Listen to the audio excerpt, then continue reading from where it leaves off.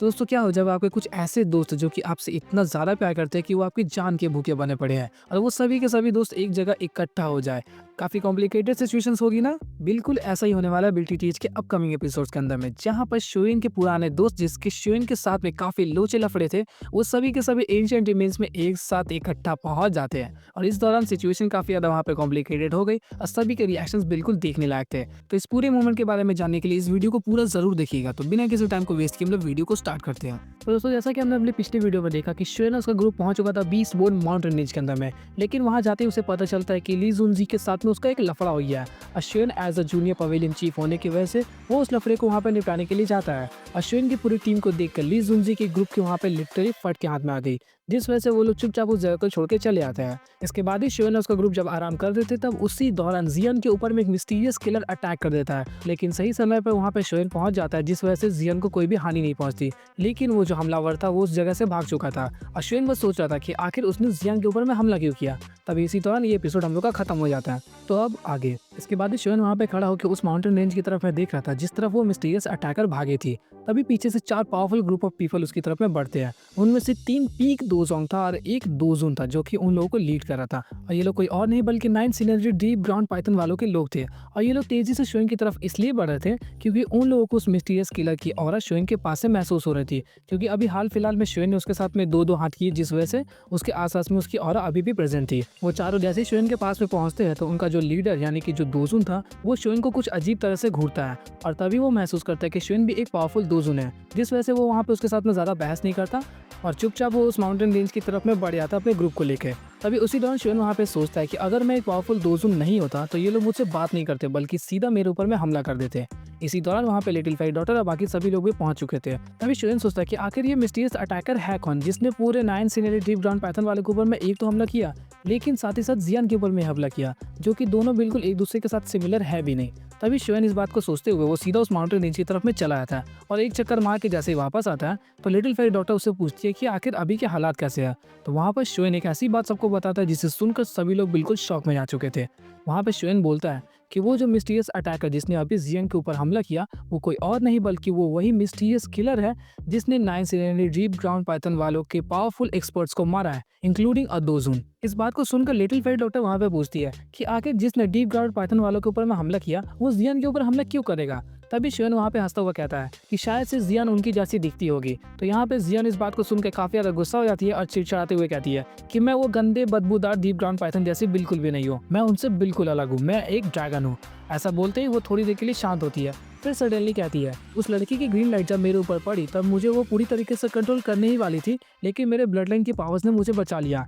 लेकिन blood line की powers की वजह से उसने पूरी तरीके से मुझे कंट्रोल तो नहीं किया, मगर मेरी जो डिफेंसिव पावर्स थी वो थोड़ी देर के लिए गायब हो गई। इसे सुनने के बाद वहाँ पे श्योन थोड़ा सा चौंक जाता है। इसी दौरान तियानो और जुनजी भी बताते हैं कि ये काफी अजीब बात है, इतने सालों से मैं सेंट्रल प्लेन्स में था लेकिन कभी भी इस तरीके के मिस्टीरियस कल्टीवेटर के बारे में सुना तक नहीं था।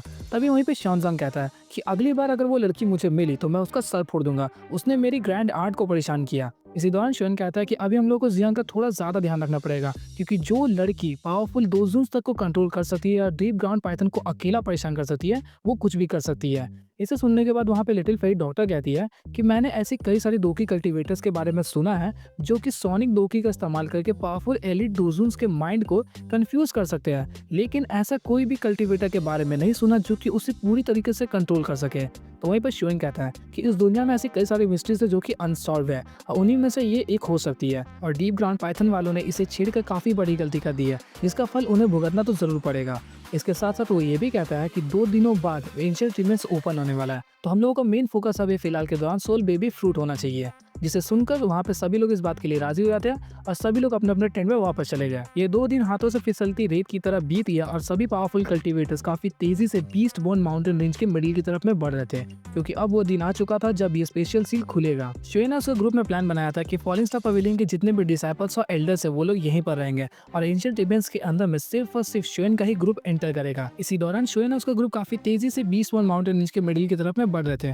तभी श्योन को वहाँ पे महसूस होता कि यहाँ पे इतने सारे पावरफुल पावरफुल कल्टीवेटर्स है कि उन सभी की ऑरा की वजह से बीस्ट बॉल माउंटेन रेंज का वो जो डार्क ऑरा है वो सप्रेस हो गया है। साथ ही साथ श्वेन जब एक तरफ मुड़ के देखता है तो वहाँ पे 5 3 स्टार एलिट डोजून्स थे, जिससे वो समझ रहता है कि तियान क्लास 2 टेक्निक के लिए यहाँ पर काफी भयानक लड़ाई होने वाली है। और उसके मन में ये क्यूरियोसिटी भी बिल्ड हो रही थी कि तियान क्लास 2 टेक्निक की पावर्स क्या उसके एनिलेशन बुद्धा लोटस से ज्यादा पावरफुल है। शोयन और उसका ग्रुप जैसे उस सील के पास में पहुंचते हैं तो वो लोग एक पेड़ के पास में खड़े हुए थे और वहाँ पे ऐसे कई सारे कल्टीवेटर्स थे जो लोग वेट कर रहे थे। तभी उसी दौरान एक बैंग आवाज आती है और वो स्पेशल सील वहीं पे टूट जाता है। इस सील को टूटता देख वहाँ पे कई सारे पावरफुल कल्टीवेटर्स काफी तेजी से उसके अंदर में एंटर करने का ट्राई करते हैं, लेकिन इस सील के टूटने की वजह से वहाँ पे एक स्पेशल स्टॉर्म आ जाता है जिसके अंदर में ये सभी कल्टीवेटर्स काफी तेजी से फंस गए और खुद को वहाँ पे बचा नहीं पाए। इस बारे में श्वेन को थोड़ी सी भनक लग गई, जिस वजह से वो खुद को पीछे की तरफ में धकेल देता है और श्वेन को ऐसा करते हुए देख कई सारे कल्टीवेटर्स भी पीछे हट जाते हैं। लेकिन जो एक बार आगे बढ़ चुके थे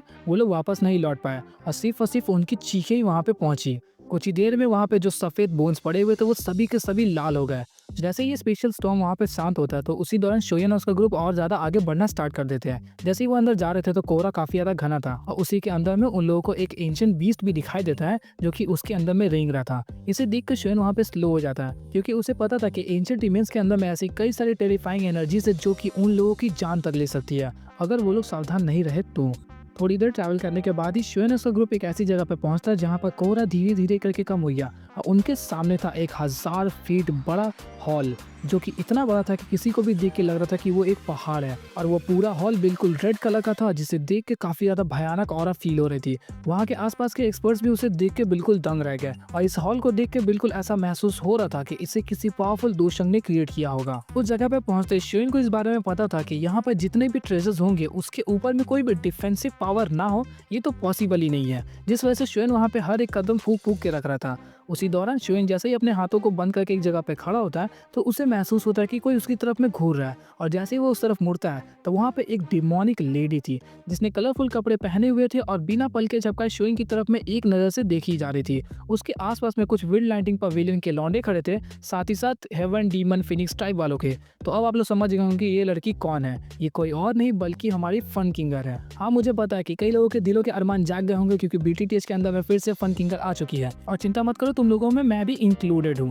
तभी वहीं पे हम लोगों को फन किंगर के पास में एक और आदमी को दिखाया जाता है जिसके बाल सफेद थे और वो देखने में थोड़ा सा हैंडसम था। उसकी उम्र लगभग 30 के आसपास थी और उसके पास से भी काफी पावरफुल ऑरा महसूस हो रही थी और देख के ऐसा लग रहा था कि वो एक पावरफुल दोजून है। ये भी हमारे हेवन डीमन फिनिक्स टाइप वालों का ही एक हिस्सा था। इसके स्माइल को देख के पता चल जाता है कि ये कोई नॉर्मल एक्सपर्ट तो नहीं है बल्कि ये भी जरूर कोई हाईली रेपुटेटेड आदमी होगा। तभी उसी दौरान हम लोगों को इसी का एक सीन दिखाया जाता है जहाँ पर ये फन किंगर से पूछता है क्या ये वही कल्टीवेटर है जिसने हमारे ब्लड एसेंस को चुराया। तो वहीं पर फन किंगर जवाब देती है हाँ। और इसी दौरान फन किंगर के मन में बस एक ही टेंशन चल रही थी कि कुछ सालों तक बस हम मिले नहीं और तुम आज एक दोजुन बन गए। हमने साथ में जीने मरने की कसमें खाई थी और तुम मुझे छोड़कर आज अकेले अकेले दोजुन बन गए हो, तुमने मुझे चीट किया है। खैर जोक्स अपार्ट, फन किंगर के मन में जरूर ऐसा ही चल रहा होगा अगर वो लवर्स होते तो।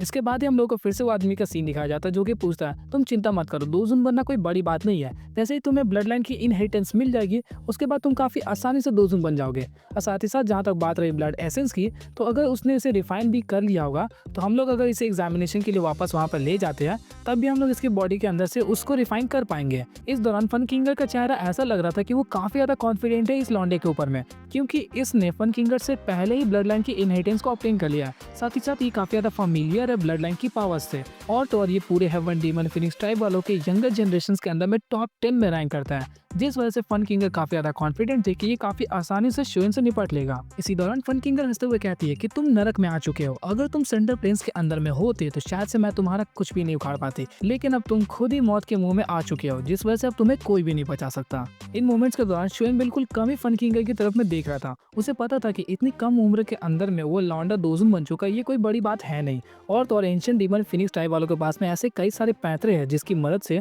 वो लोग अपने कल्टीवेटर्स की पावर्स को काफी तेजी से बढ़ा देते हैं और तो और ज्यादातर समय उनके कल्टीवेटर्स सिर्फ और सिर्फ ब्लड लाइन की इनहेरिटेंस के ऊपर में डिपेंडेंट रहते हैं। तभी इसी दौरान शोयन उनकी तरफ से मुड़ के जैसे ही दूसरी तरफ देखता है तो उन्हें कुछ और भी फैमिलियर दोस्त दिखाई देते हैं और ऑफ कोर्स वो कोई और नहीं था बल्कि wind lighting pavilion, ice river valley, साथ ही साथ प्रोफाउंड स्वान सेक्ट। इन सभी को देख के शेर वहाँ पे थोड़ा सा हंसता और कहता है कि मैं खुद ही भेड़ियों के झुंड के बीच आके खड़ा हो चुका हूँ। इसके बाद ही सीन चेंज होता है हम लोग को दिखाया जाता है बिंग जुन जी को, और वो देख के शोयन को वहाँ पे काफी ज्यादा शॉक में जा चुका था क्योंकि उसने एक्सपेक्ट नहीं किया था कि शोयन इस एंशिएंट रिमेन्स के अंदर में मिलेगा। और इस दौरान वो बस एक ही चीज को सोच रहा था कि पिछली बार तुम्हें गू क्लैन वालों ने बचा लिया, लेकिन इस बार यहाँ पे गू क्लैन वाले है भी नहीं। और उसी दौरान उसके मन में प्लान बन रहा था कि अगर उसे मौका मिला तो एंशिएंट रिमेन्स के अंदर में वो शोयन के ऊपर में इस तरीके से हमला करेगा कि गू क्लैन वाले तक समझ नहीं पाएंगे कि आखिर शोयन को मारा किसने। तभी फिर से सीन चेंज होता है और इस बार दिखाया जाता है प्रो फाउंड शुआन सेक्ट के तियान नान को, वही चेन शन का बाप जो कि एक दूसरा दोजुन है। तो वो भी काफी ज्यादा यहाँ पे शोयन को देख के शॉक में गया क्योंकि उसने भी एक्सपेक्ट नहीं किया था ऑफ कोर्स, और वो भी अपने मन में सोच रहा था कि पिछली बार तुम्हें पिल टावर वालों ने बचा लिया और इस बार देखते हैं कि तुम बिना पिल टावर की मदद के क्या करते हो। इन सभी चीजों को देख के शोयन एलएफडी की तरफ में देखता है और एक गहरी सांस को छोड़ता है और कहता है कि शायद मैंने गलती से कई सारे दुश्मन बना लिए हैं। So that's all for the video. आप सभी लोगों को समझ में आ गया होगा कि एंशिएंट रिमेन्स के अंदर में और भी कई सारे लोचे लफड़े होने वाले हैं और उन सभी चीजों के बारे में जानने के लिए आप लोग चैनल को सब्सक्राइब मान लीजिए। तो मिलते हैं आपसे नेक्स्ट वीडियो में, तब तक के लिए गुड बाय।